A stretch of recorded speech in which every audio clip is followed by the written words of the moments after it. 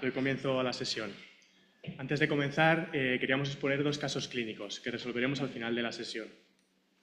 El primero es un varón de 70 años con antecedentes personales a destacar de EPOC, cardiopatía isquémica y diabetes mellitus, que lleva una vida activa, es fumador y tiene un índice de masa corporal dentro de la normalidad.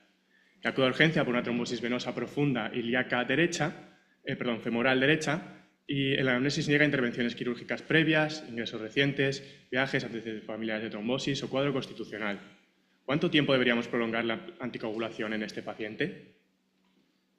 Y el segundo es una mujer de 35 años, primigesta de 32 semanas, con un antecedente familiar de tromboembolismo pulmonar en su padre a los 75 años en contexto de cáncer de pulmón, acude a urgencia por trombosis venosa profunda ilíaca izquierda. Y en la anamnesis tan solo cuenta un leve reposo los días previos en contexto de un cuadro de diarrea autolimitado. ¿Cuánto debemos prolongar la anticoagulación en este caso? Bueno, continuamos con una introducción que nos sirva para entender mejor el título de la sesión. Recordemos brevemente la fisiopatología. La tríada de Virchow se compone de los estados de hipercoagulabilidad, la éstasis venosa y la lesión endotelial, que son las tres condiciones que favorecen el desarrollo de una trombosis.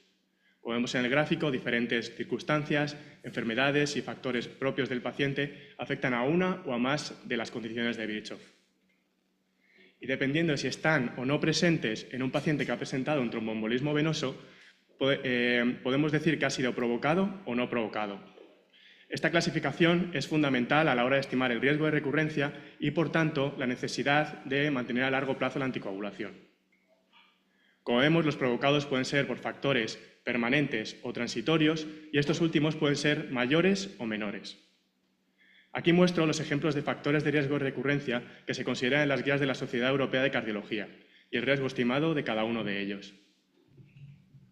Es importante aclarar que no es lo mismo riesgo de trombosis que el riesgo de recurrencia que asocia a un determinado factor.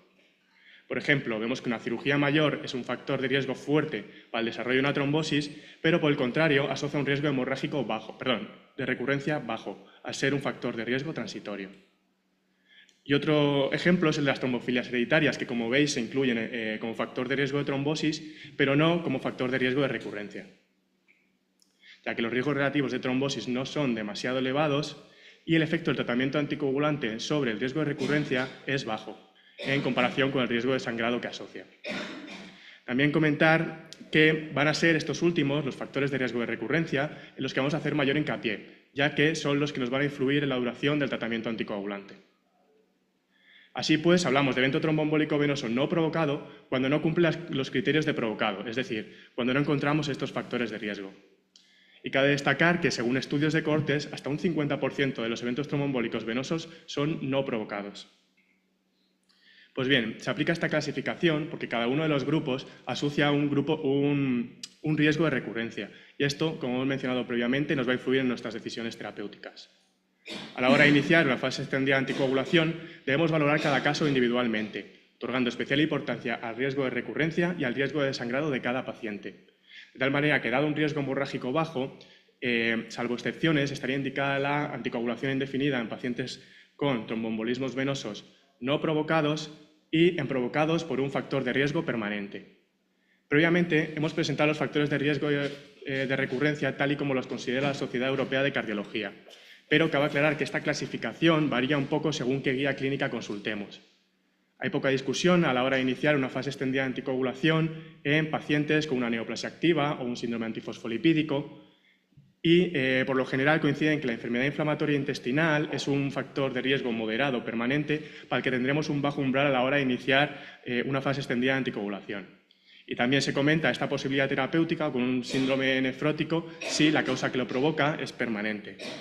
Luego hay otros casos en los que tendremos que individualizar, por ejemplo, una terapia hormonal sustitutiva, viajes de larga distancia recurrentes, habitualmente por cuestiones de trabajo, una obesidad que se mantiene, aunque esta última habitualmente se clasifica como un factor de riesgo leve. Finalmente vemos que en pacientes con factores de riesgo que se resuelven con el tiempo, el riesgo de recurrencia es intermedio-bajo, siendo quizás en los factores de riesgo transitorio menores donde existe un equilibrio más delicado en la balanza riesgo-beneficio a la hora de iniciar una fase extendida de anticoagulación, dado siempre, recordemos, un riesgo hemorrágico bajo. Pasando a otro apartado de la introducción, ¿qué nos dicen las guías actuales al respecto de la duración del tratamiento anticoagulante en pacientes que presentan una enfermedad tromboembólica venosa aguda?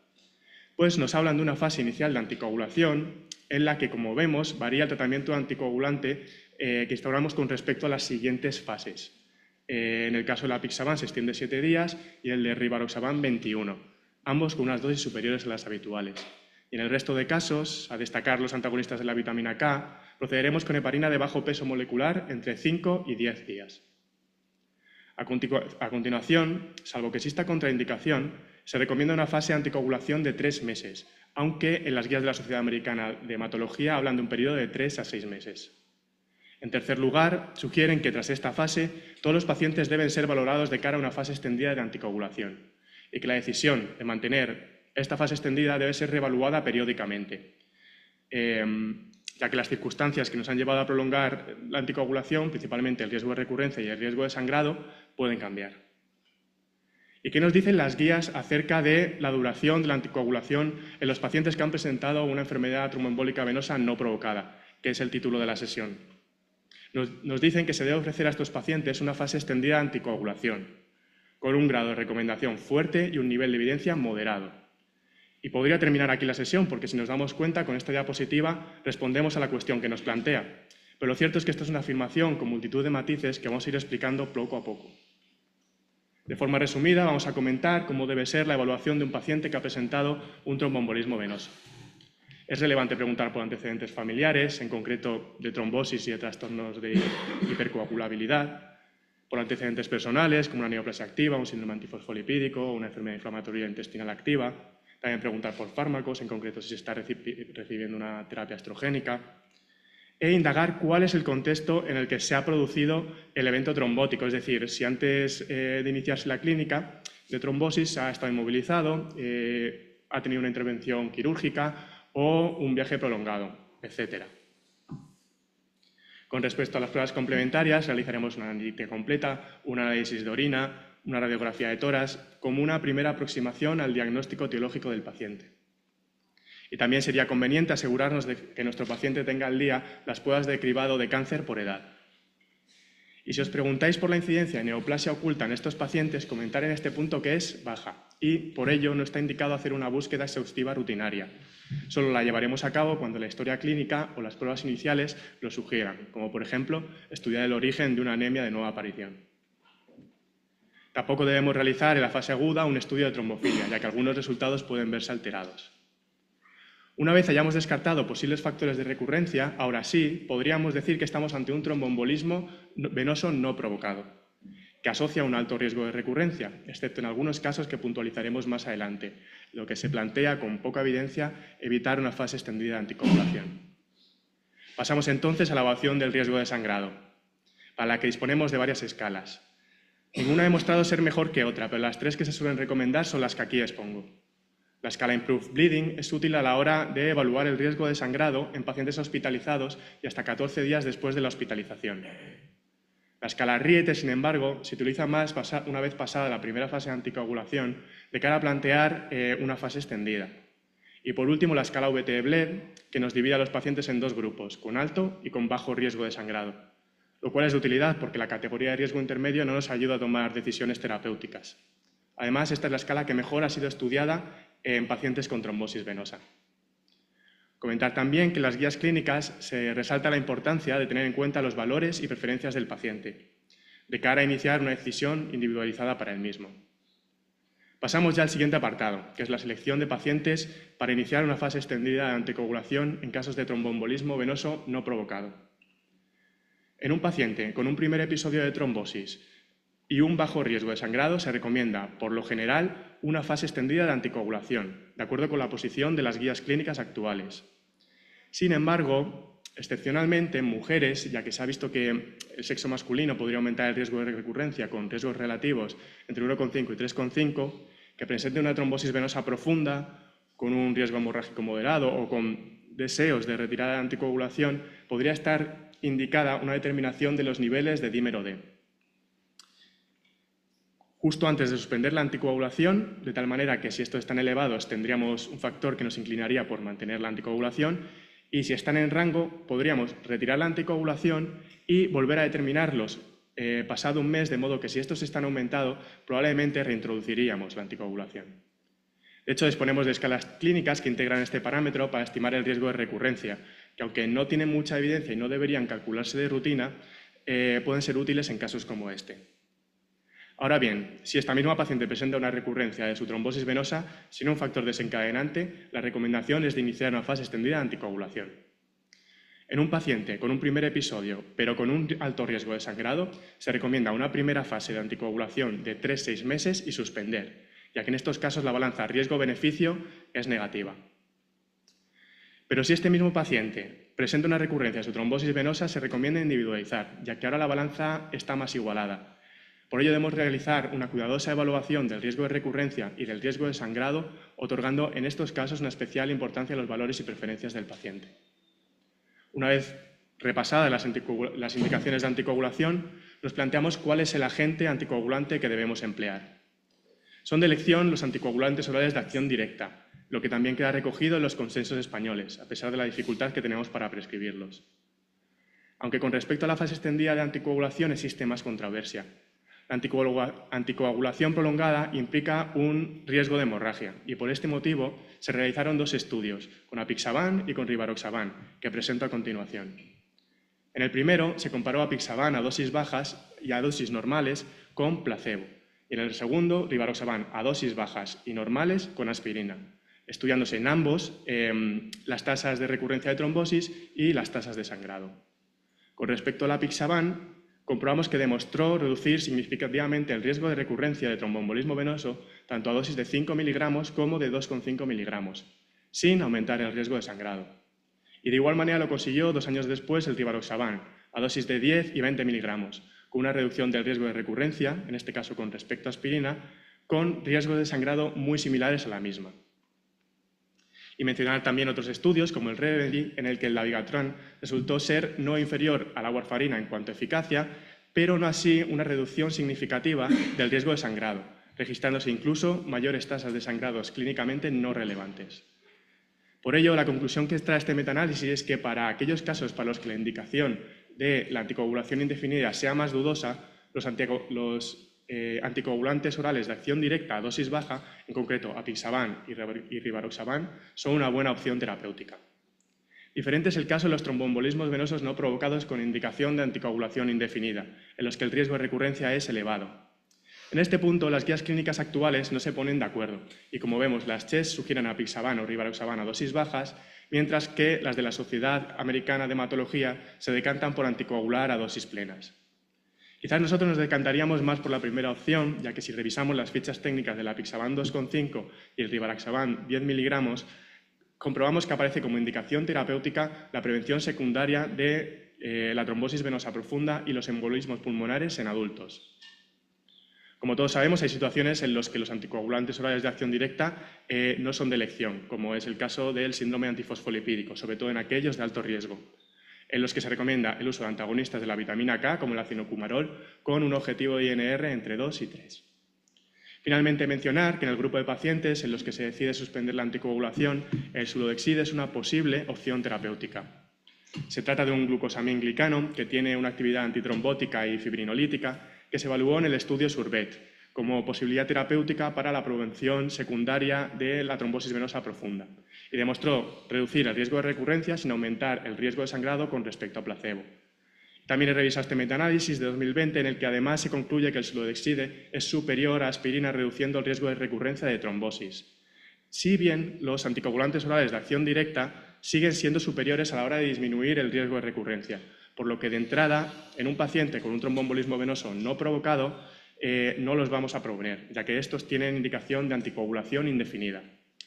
Entonces, es un fármaco que haría reservado para pacientes en los que se tiene que detener la anticoagulación, como por ejemplo, pacientes con un riesgo intermedio de recurrencia, en los que decidimos un periodo corto de anticoagulación de 3-6 meses. Hasta aquí el título de la sesión, pero ¿en todos los casos con enfermedad tromboembólica venosa provocada se debe suspender la anticoagulación? Aunque las guías no se ponen de acuerdo, hay circunstancias, o más bien suma de las mismas, que nos inducen a prolongar la anticoagulación. Nos vamos a centrar en aquellos que tienen un riesgo de recurrencia intermedio, es decir, provocado por factores de riesgo leves, con un riesgo hemorrágico bajo, ya que es en estos casos donde nos pueden surgir más dudas a la hora de optar o no por una anticoagulación indefinida. En la práctica clínica nos vamos a encontrar con casos que no son ni blancos ni negros, sino que se encuentran en una amplia gama de grises. Y en ellos debemos realizar una cuidadosa evaluación del riesgo de recurrencia, prestando especial atención a si los factores de riesgo que lo han provocado son leves o moderados, o si pasado un tiempo estos pueden resolverse. De esta manera podemos hacernos una idea aproximada sobre si iniciar o no una fase extendida de anticoagulación, que podemos contrastar con algunos algoritmos como el VT-Predict, que nos puede reafirmar en nuestra idea inicial, pero nunca hacernos cambiar la decisión, ya que se trata de una herramienta no validada. También comentar en este punto que en casos claros de un tromboembolismo venoso provocado por un factor de riesgo leve, tal y como se define en las guías, el American College of Chest Physicians se posiciona en no iniciar una fase extendida de anticoagulación. Pero como he mencionado, lo habitual es encontrarse con casos que se salen de las guías. Si con lo visto hasta ahora seguimos sin tener clara la decisión sobre si mantener o suspender la anticoagulación, comentar que podrían estar indicadas otras evaluaciones, como la determinación de dímero de posanticoagulación en mujeres con TVP y las escalas clínicas que integran este parámetro, ya que, como hemos comentado en diapositivas anteriores, pues si permanecen elevados podría plantearse el mantener la anticoagulación, o la evaluación de la trombosis residual mediante ecografía Doppler. Para este tema he revisado diferentes metaanálisis que muestran conclusiones discordantes. Lo cierto es que no disponemos de suficiente evidencia como para recomendarla de forma rutinaria, pero puede ser de utilidad en estos casos. Por ejemplo, en un paciente con sobrepeso u obesidad que ha tenido una trombosis tras un esguince, si persiste una trombosis residual importante con clínica asociada, la tendencia es a mantener la anticoagulación a largo plazo, al menos con dosis intermedias de apixaban o rivaroxaban.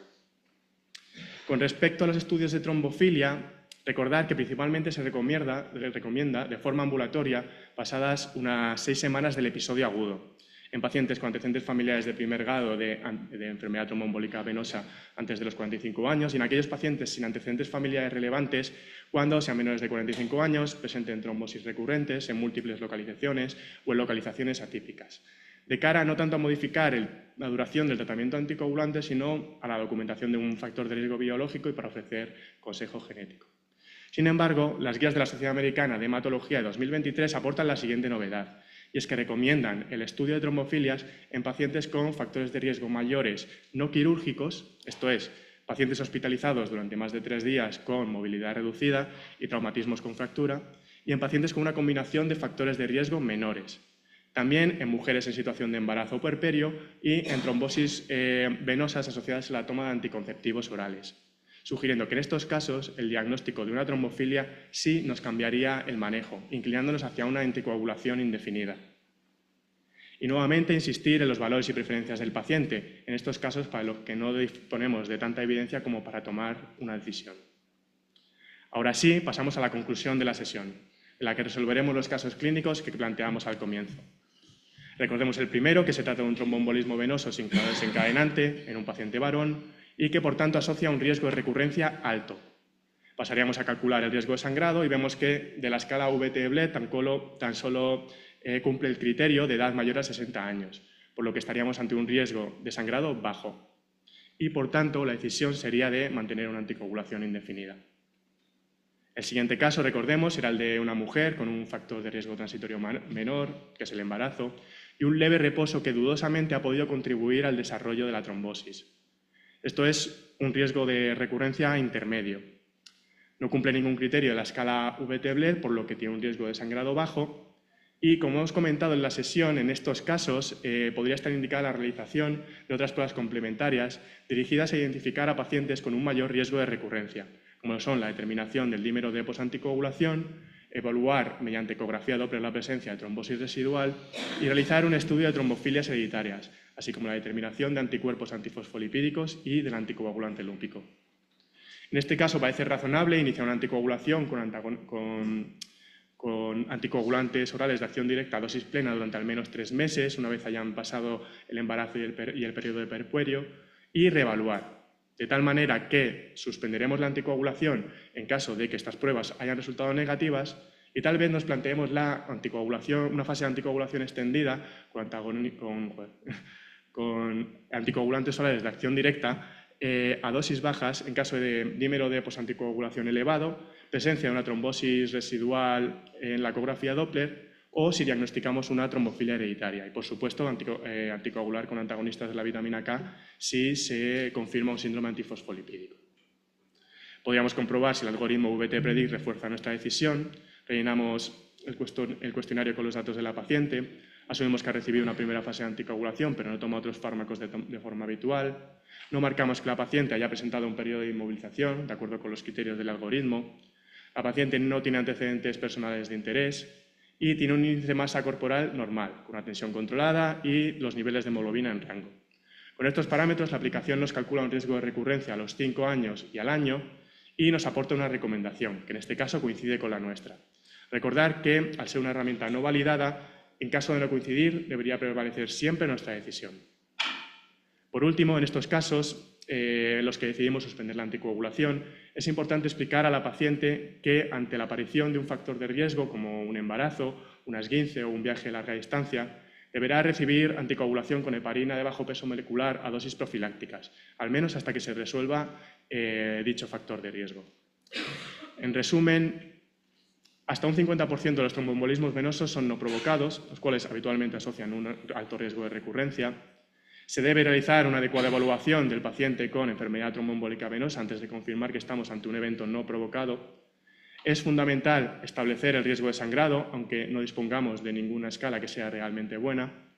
La decisión de iniciar una fase extendida de anticoagulación debe ser individualizada, teniendo en cuenta los valores y preferencias del paciente. Y para la fase extendida de anticoagulación se pueden usar algunos anticoagulantes orales de acción directa, recordamos apixaban y rivaroxaban, a dosis bajas. Y esto sería todo. Gracias.